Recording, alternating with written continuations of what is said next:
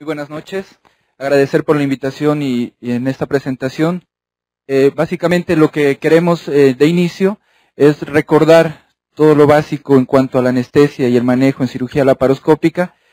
Sabemos muy bien que todos ustedes conocen este tema, pero simplemente recordarlo para que podamos entender, sigue a continuación. Como todo, en anestesia tiene su historia.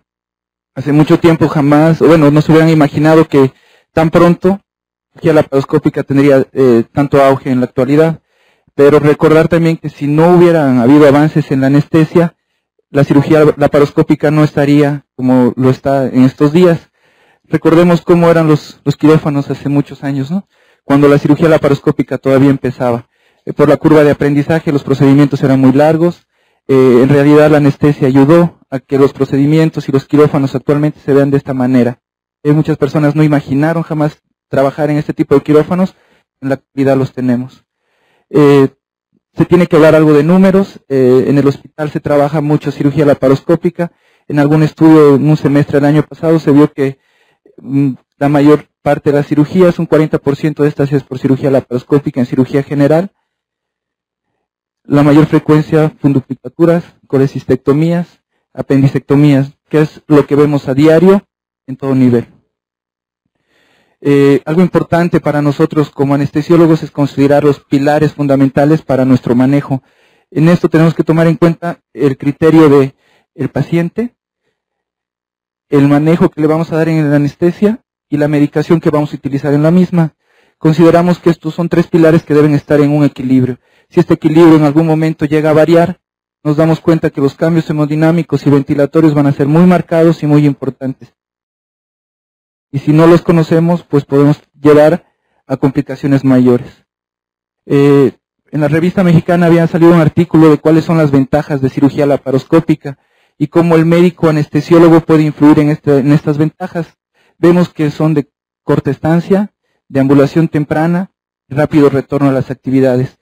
Tenemos que tomar en cuenta que si no hacemos un buen trabajo, manejamos bien al paciente, podemos entorpecer la ventaja que esta técnica nos da. Otra de las ventajas es un retorno precoz a la función pulmonar, mínima pérdida sanguínea, menor presencia de dolor, de náuseas y vómito. Esto también está en manos del anestesiólogo. Con un buen manejo, una buena planeación, hacemos que estas ventajas de cirugía laparoscópica se den por hechas, ¿no? Y también las contraindicaciones. No las voy a nombrar, pero recordarles que en la actualidad todas estas ya son contraindicaciones relativas, ¿no? En la cirugía laparoscópica realmente entran pacientes con contraindicaciones relativas y es muy común ver cualquiera de estas. Para la evaluación en anestesia en cirugía laparoscópica debemos hacer como en cualquier otro paciente, como en cualquier técnica, una historia clínica muy detallada. Es muy importante tener la historia clínica del paciente con anterioridad. Y la exploración física, muy importante, el examen cardiorrespiratorio, accesos venosos, especialmente si se piensa en una técnica endovenosa. Los exámenes auxiliares, los de rutina, nosotros tenemos que tener en cuenta que estos pacientes van a entrar con todos los estudios como debe de ser en cualquier tipo de cirugía. Ahora bien, para poder hablar de los cambios fisiológicos, vamos a hablar sobre los tres pilares que habíamos comentado en un inicio. En cuanto a la posición, el simple hecho del cambio de posición en el paciente sometido a una cirugía laparoscópica nos va a dar cambios importantes y esto va a depender también del tiempo y la duración de la cirugía. Vemos que lo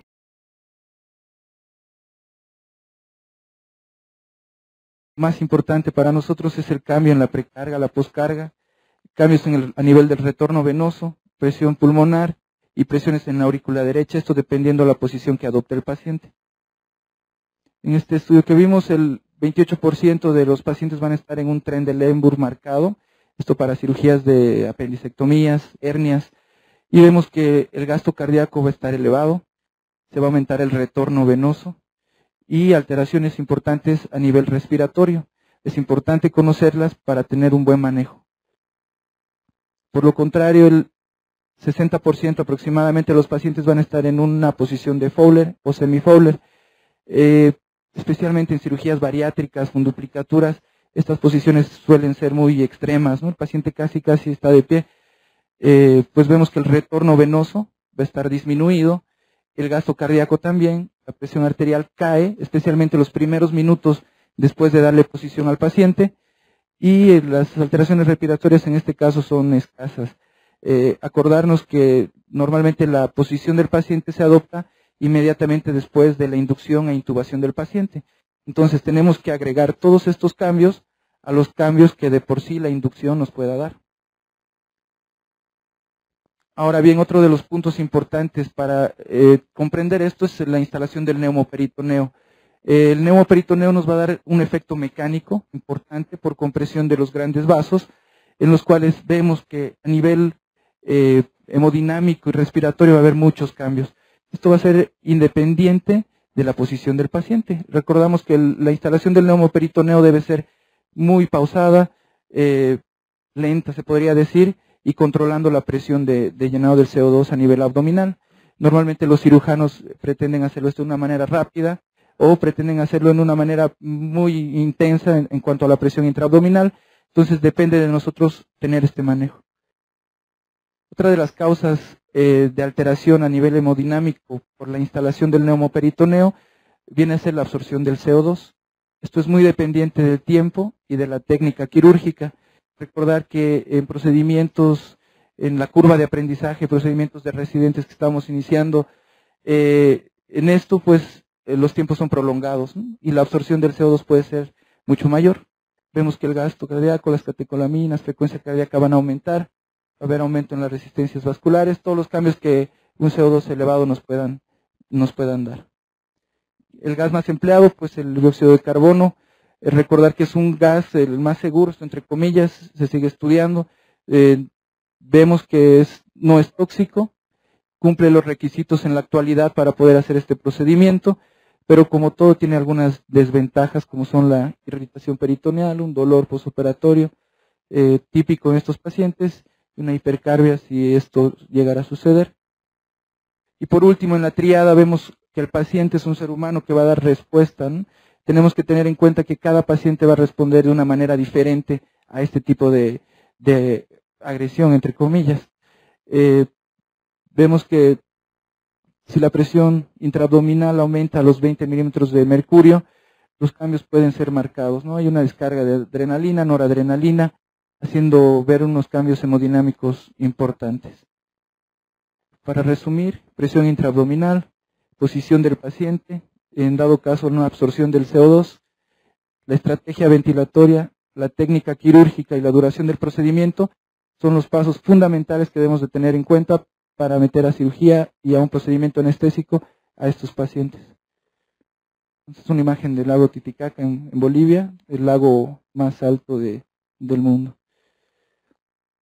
Y bien, en cuanto a los cambios cardiovasculares, vamos a ver que si bien estos pacientes tienen una evaluación preoperatoria, pueden o no pueden tener alteraciones hemodinámicas antes del procedimiento.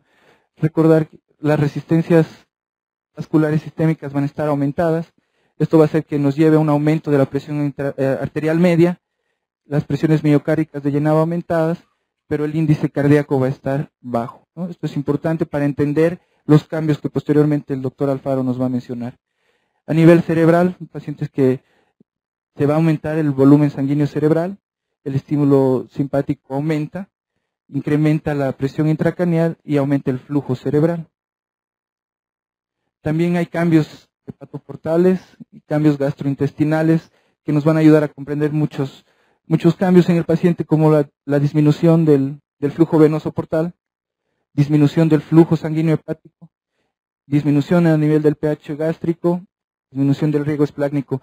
Hay que tomar en cuenta y conocer el tiempo de los medicamentos que vamos a utilizar. Las drogas anestésicas tienen un tiempo predeterminado, entonces nosotros al conocer estos cambios podemos determinar dosis y tiempos de administración de tales. Los cambios renales también son importantes.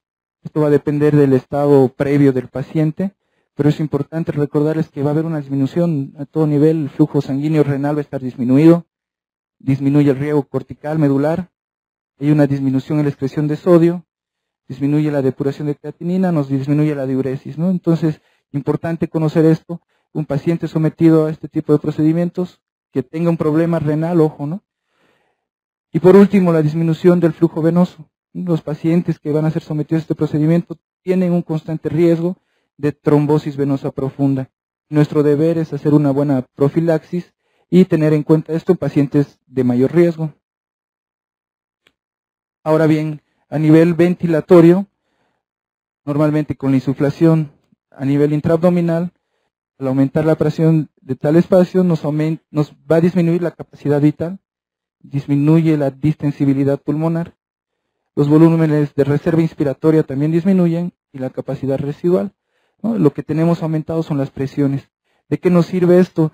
Normalmente ahora podemos nosotros planear nuestra mecánica ventilatoria, ya sea por presión, por volumen. Tenemos mucha disponibilidad en la máquina de anestesia para poder tener una buena estrategia y causar el menor daño posible a nuestros pacientes.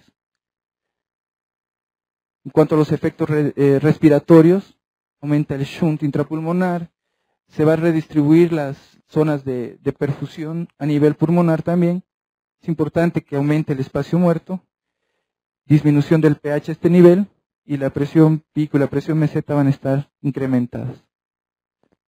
Esta es una imagen y la quise poner porque es típica del cambio que va a haber, ¿no? La presión pico, la presión plató van a estar casi al doble de un manejo en un paciente normal que no es sometido a una cirugía laparoscópica. Esta sería la imagen en un paciente sometido a la instalación del neumoperitoneo y un manejo en cirugía laparoscópica.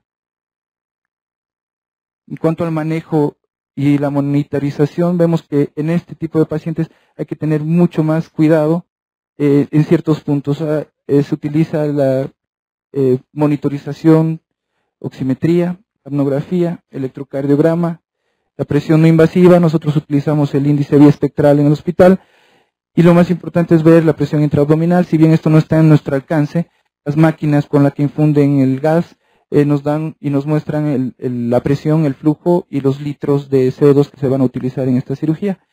Tenemos que tener en cuenta esto, comunicarnos con el cirujano en este caso y tomar decisiones cuando esto sea necesario. Temperatura.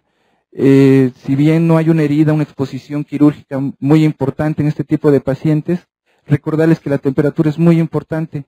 El control de la temperatura transoperatoria nos va a ayudar mucho a la recuperación del paciente, ¿no? En el posoperatorio el paciente normalmente tiene dificultad, es por la temperatura. El control de la temperatura es importante. Usamos termómetros esofágicos en el hospital. Se puede utilizar un termómetro nasal, dependiendo de qué tipo de cirugía se realice, y pues controlar la temperatura mediante calentadores, soluciones calientes, pero importante tomarla en cuenta.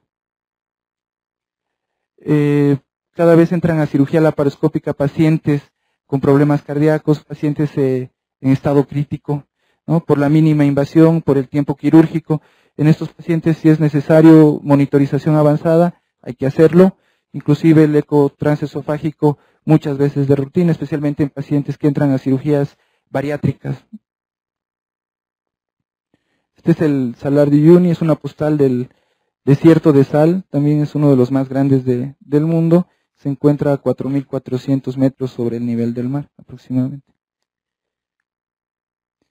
Y por último, las complicaciones. Si bien no están a merced nuestro tener o no complicaciones de este tipo, es importante reconocerlas y saber cuál es la frecuencia de estas, ¿no? El enfisema subcutáneo es muy común, pero es muy benigno. Normalmente se dan en hospitales en los cuales hay enseñanza por el tiempo quirúrgico. Tenemos que saber reconocerlo y tenemos que comunicar al paciente qué es lo que pasó y cómo se soluciona esto. Embolia gaseosa también es una de las complicaciones, si bien esta es mucho más agresiva, es menos frecuente, pero es importante saber reconocerla. Las embolias gaseosas nos van a dar síntomas, bueno, clínicamente no podemos tomarlos en cuenta, pero la monitorización es muy importante, especialmente estar atentos a las complicaciones y poder evitar un mayor daño. Por último, la introducción de los trócares, tal vez lesión de algún vaso, de un gran vaso, de vísceras huecas. Estar en una cirugía laparoscópica nos tiene que dar una idea muy importante del control sobre todo el quirófano. Si bien nosotros estamos dando la anestesia, tenemos un control de nuestro paciente, tenemos que estar atentos a todo, ¿no? Y conocer la técnica y las diferentes cirugías para poder ayudar. En cuanto a la técnica intravenosa, la anestesia pues actualmente ha tenido un avance muy importante. Lo que quiero en esta plática o en estos 5 minutos que me quedan es mostrarles la experiencia que tenemos en el hospital. Trabajamos aproximadamente 5 años con lo que es la técnica intravenosa, con el remifentanilo y propofol. Pues sí, lo que nosotros hacemos allá en el hospital básicamente es, una vez que llegue el paciente, hacer una medicación preanestésica y monitorización, como se mencionó. Atropinizar o no al paciente es una controversia que actualmente se lleva. En el hospital nosotros decidimos sí, atropinizar al paciente de acuerdo al peso y de acuerdo al procedimiento quirúrgico. La experiencia que más tenemos es en cirugía bariátrica ya por la laparoscopía. Son pacientes de 130 kilos o más.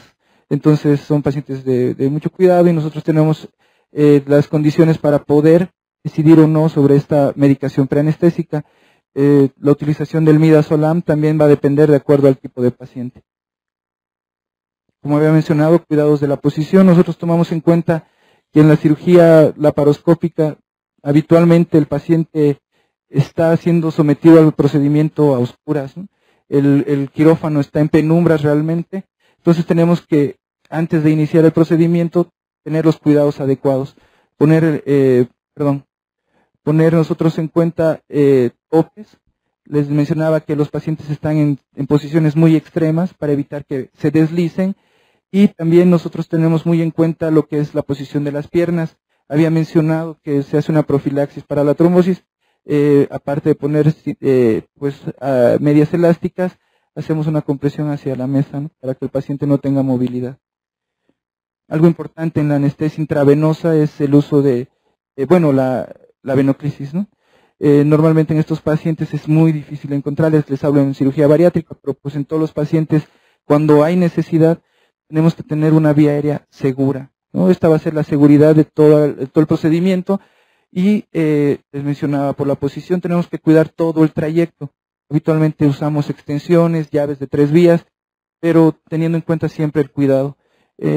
Ciertos pacientes procuramos iniciar la anestesia con una sola vía, y una vez inició el procedimiento, asegurarnos otra vía, ¿no? De mayor calibre para cualquier eventualidad. Manejo de la vía aérea. Pacientes sometidos a cirugía laparoscópica no están extensos de tener problemas a la hora de la intubación. Entonces, ver que todos los parámetros de vía aérea pues estén controlados, ¿no? Preoxigenación, igual que en todos los procedimientos. Muchas veces necesitamos 4 manos cuando es muy difícil sellar la mascarilla facial en pacientes obesos tal vez. Entonces es importante esto. La inducción anestésica. En este punto es muy importante. Nosotros realizamos una inducción 3 minutos antes de empezar el procedimiento. Empezamos a infundir el remifentanilo. La literatura menciona 0.5, 0.7 microgramos, kilogramo minuto. En este tipo de bombas nosotros podemos introducir el peso del paciente, y esto va a ser dependiente de la calidad de fármaco que usamos, ¿no? El remifentanilo tiene propiedades farmacocinéticas, farmacodinámicas muy importantes que han venido en la actualidad a ser muy importantes para el manejo de estos pacientes. El doctor Alfaro va a detallar un poco más sobre el remifentanilo y sus cualidades. Introducimos la infusión de tanto el remifentanilo como del propofol, relajante, pues el que ustedes estén más habituados en su uso diario. El inicio de infusión 3 a 5 minutos antes. El término de la infusión de la misma manera. Esperamos con el índice vía espectral tener una luz verde, por así decirlo, cuando el paciente nos cae a un estado hipnótico apto para una intubación. Realizamos la intubación del paciente bajo laringoscopía. En ciertos pacientes tenemos los extremos y cuidados necesarios por si tuviera una vía aérea difícil, fijación adecuada. En cirugía laparoscópica es muy importante el vaciamiento gástrico. Si bien los pacientes llegan con el ayuno adecuado, recordar que durante la oxigenación introducimos aire al estómago. Entonces, Tener un vaciamiento de ese aire que pudimos introducir durante la oxigenación es importante para el mejor manejo del cirujano, ¿no? Instalación del neumoperitoneo, les mencionaba que es muy importante control del marcador de presión intraabdominal. Posición, normalmente después de tener dormido al paciente y antes de empezar la cirugía damos la posición en la que va a estar 1, 2, 3 horas de acuerdo al procedimiento. Y el mantenimiento, que es importante en flujos bajos, no utilizamos gases anestésicos. Y es importante saber, se ha mencionado que la cirugía intravenosa es muy fácil, se programa las bombas o la computadora, se da la dosis, se da el peso del paciente y uno se olvida. Eso no es cierto. Normalmente el control y manejo demanda más al anestesiólogo, estamos constantemente cambiando las dosis, tanto del remifentanil o del propofol, de acuerdo al estado del paciente. Entonces es muy importante determinar esto, ¿no? Que los cambios son constantes para poder controlar bien hemodinámicamente al paciente. Bueno, muchas gracias y los dejo con el doctor Héctor Alfa.